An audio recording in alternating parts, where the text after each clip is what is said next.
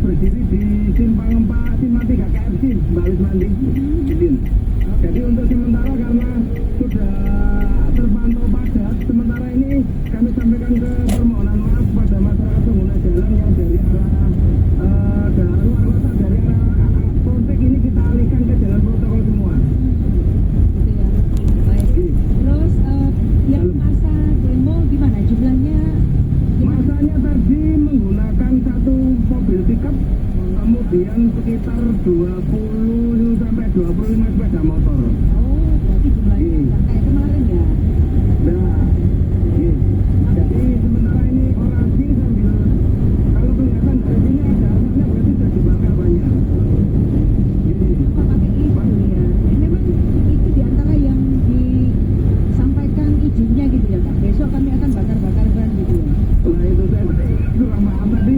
Sempat kali buka 2 lajur itu, aku baru datang masih orasinya. Habis itulah bannya itu dilempar, kemudian masanya agak mundur, akhirnya sama pawasnya Pak Darpo dari Polsek itu saya diperintahkan sama Pak Kanit geser ke KFC ini sekarang sudah tak tutup. Ngapunten.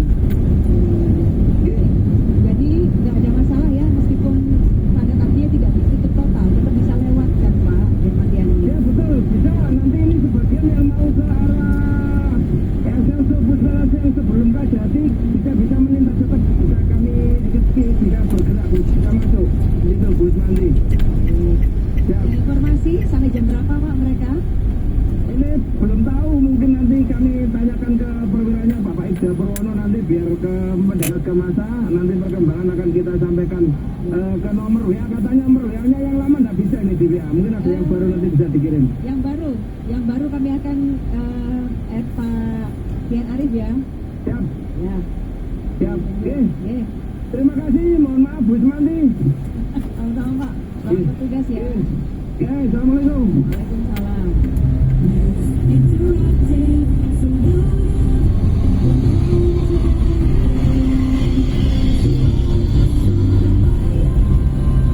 Iya, barangkali ini satu bahagian tersendiri bagi warga Indonesia ya, masyarakat Indonesia, karena hampir tiap hari itu ada saja pembicaraan yang bisa jadi sebuah isu untuk dibahas. Jadi untuk yang demo di Kejati atau kantor Kejati Jatim ini kawan, masa ini sebetulnya memang masih terus menuntut agar Jampitsus sama Jampitsus itu diadili, dan masih berlangsung sampai siang ini mereka kembali mendatangi kantor Kejati. Kemarin terus 2 hari lalu juga begitu ya, tanggal 21 Juli itu kan dan Nusantara Jatim.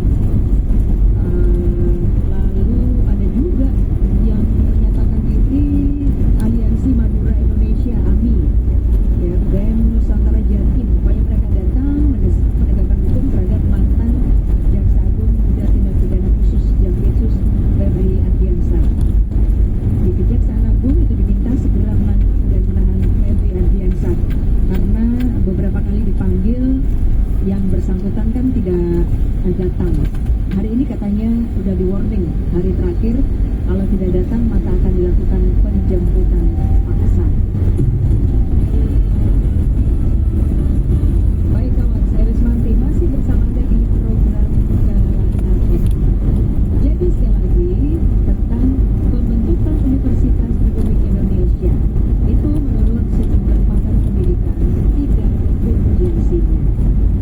Alasannya fungsi melatih aparatur sipil negara dan para pejabat pemerintah selama ini itu kan sudah dijalankan oleh Lembaga Administrasi Negara dan Lembaga Ketahanan Nasional.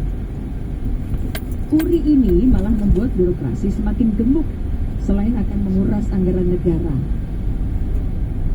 Kemarin hari Rabu itu tanggal 22 Presiden Prabowo Subianto sudah melantik Wakil Menteri Pertahanan Doni Hermawan Taufanto menjadi Gubernur URI.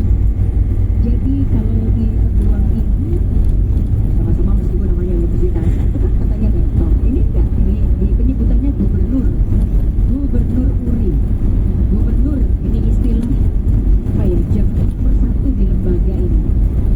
Selain Doni Hermawan yang berstatus pensiunan TNI, pangkatnya beliau ini adalah marsekal.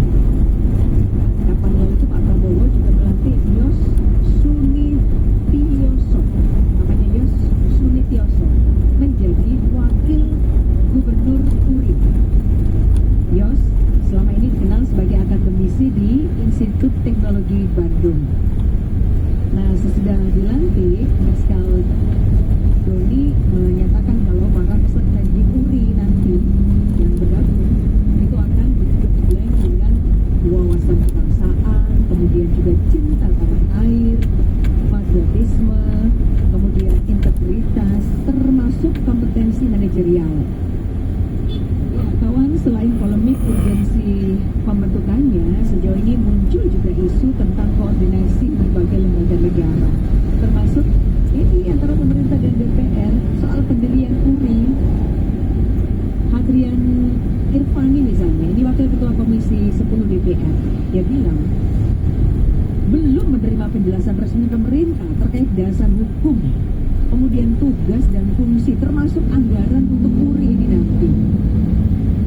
Dan menyebut DPR ini belum pernah membahas pembentukan URI. Kalau belum pernah dibahas, kok gubernurnya udah dilantik ya?